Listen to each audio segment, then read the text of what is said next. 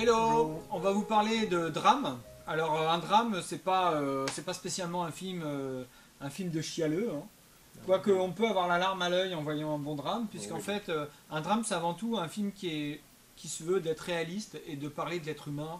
C'est ça. Voilà. C'est des histoires vécues, ça la reste majorité. ça reste du bon divertissement parce qu'en fait quand on va au cinéma on aime être épaté mais on aime aussi être ému aussi. Oui, les drames, il y a toujours le meilleur scénario dedans, Voilà. normalement, que les films d'action, que des fois, ils n'ont pas de scénario à part des faits visuels. Tandis que Ouais. dans les drames, les personnages, ils sortent plus. Ouais. S'il est bien fait. Sinon, s'il n'est pas bien fait, c'est Voilà. vraiment pas En fait c'est pas dur. Un bon drame vous êtes ému, C'est ça. un mauvais drame On s'ennuie. on s'emmerde. On s'emmerde en parlant vulgairement, on se fait chier, quoi. Voilà. Alors pour commencer, je vais vous parler d'un très très bon drame qui s'appelle Crash. Excellent. Voilà. Très très bon film. C'est le scénariste de Million Dollar Baby. Oui. C'est un film qui parle du racisme. Et en fait, ce film vous décrit qu'en fait les gens les plus racistes, c'est pas forcément ceux qu'on croit. Il y en a qui peuvent être voilà, c'est souvent lié le racisme est souvent lié aussi à l'ignorance. Ouais, c'est avant tout de l'ignorance. Hein. C'est parce qu'en réalité, c'est juste parce que quelqu'un il est noir, ou quelqu'un il est espagnol, ou quelque chose de même, et qui sont déjà préjugés. Ouais. En réalité, c'est comme ça. Ils ne donnent pas la chance à la personne, disons, de voir quel genre de personne qu'il est. Ouais. Juste parce qu'il est Ce noir. film, c'est un.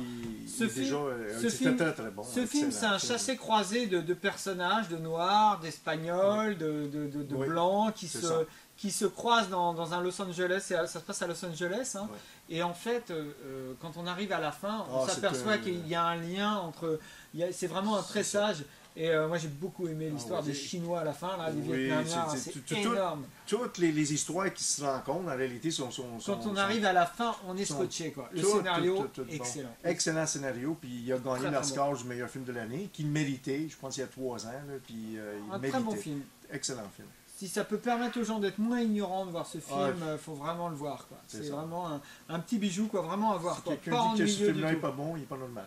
Voilà, celui qui dit que ce film-là n'est pas bon, c'est que vraiment, il lui manque des cases, quoi. Deuxième drame, alors celui-là, moi j'ai beaucoup aimé, j'ai vraiment énormément aimé. Ça raconte l'histoire d'un adultère, mais alors moi je n'avais pas envie de le voir. Une histoire d'adultère, souvent c'est pénible, c'est sans aucun intérêt. Et puis en fait, ben non, ça raconte l'histoire d'une femme qui travaille pas, et puis dont le mari travaille, et elle travaille pas, elle élève ses enfants, puis elle rencontre d'autres ménagères qu'elle trouve mal dans leur peau, puis elle est pas très bien dans sa vie. Et puis elle rencontre un homme dont la femme travaille, et puis qui garde les enfants. Et puis c'est l'histoire d'un coup de foudre. Alors ça peut paraître un peu plate comme ça, mais c'est extrêmement bien mené. Et en fait, moi j'ai trouvé que ce scénario, je sais pas si tu avais vu American Beauty. Oui.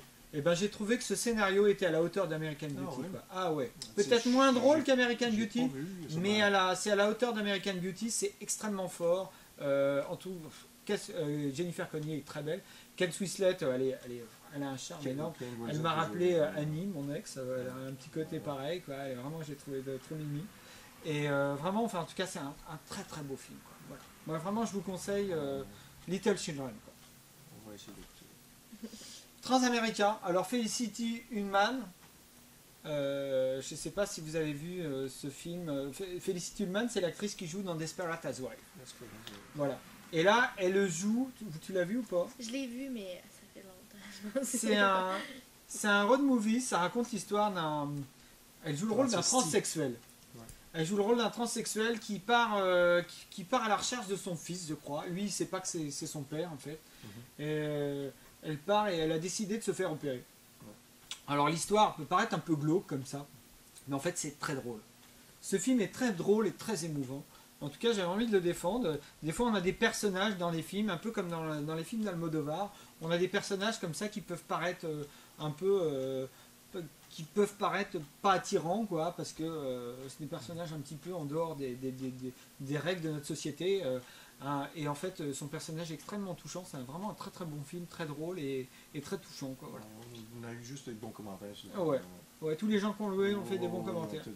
Et puis je trouve que Felicity Hullman, qui joue justement une ménagère bien républicaine dans Desperate Housewives. Là, elle est un contre-emploi par rapport à ce qu'elle fait d'habitude. Elle avait été mise en nomination pour meilleure actrice. Pour ce film, ouais. Elle est vraiment extrêmement une grande actrice. Parce qu'en fait, au départ, elle s'est masculinisée. Oui. Elle s'est masculinisée pour jouer ce transsexuel qui veut devenir une femme. Ouais. Et à la fin, elle a son opération. Et là, elle est féminine, elle est belle, elle est vraiment... j'ai trouvé que c'était très très ingénieux de faire ce film. Le fait de prendre un acteur homme pour jouer une femme féminine à la fin, ça aurait peut-être pas été aussi fort. Non. Voilà. C'est ça. Voilà. Enfin, en tout cas, un très très beau film. Alors là, un film dont on n'est pas très d'accord avec Marie-Ève et moi. Reign Over Me. Donc toi, tu n'as pas aimé? Non. J'ai trouvé qu'il se passait rien. C'était comme skip. Jusqu'à la fin, parce que je voulais savoir la fin. Mais j'étais déçue. Disons que moi, quand j'ai entendu que c'était une autre affaire sur les affaires du 11 septembre, j'avais comme... Mais il n'y a pas vraiment... Ça parle pas du 11 septembre. En fait, ça parle d'un commande...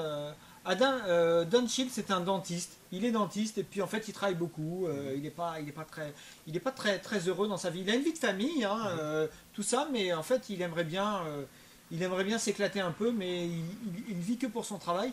Et il va croiser un ancien colocataire quand il était étudiant en dentiste, qui lui est un personnage qui a été détruit par la vie. Il a perdu sa famille et il a été détruit par la vie. Et là où Adam Sandler, qu'on a l'habitude de voir dans des comédies américaines un peu concon, là Adam Sandler il est à contre-emploi par rapport à ce qu'il fait d'habitude. Il joue le rôle d'un homme détruit.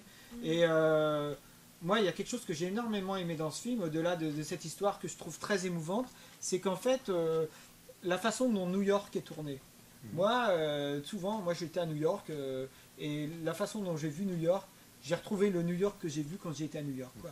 Je trouve qu'il y a des films, comme par exemple, je trouve que Cédric Lapiche tourne très bien Paris. Quand je vois les films comme Les Poupées Russes, je me retrouve à Paris. Et bien là, je me suis retrouvé à New York, dans les rues. Et il a une espèce de petit... il a une espèce de petite trottinette à moteur, un peu comme Martin.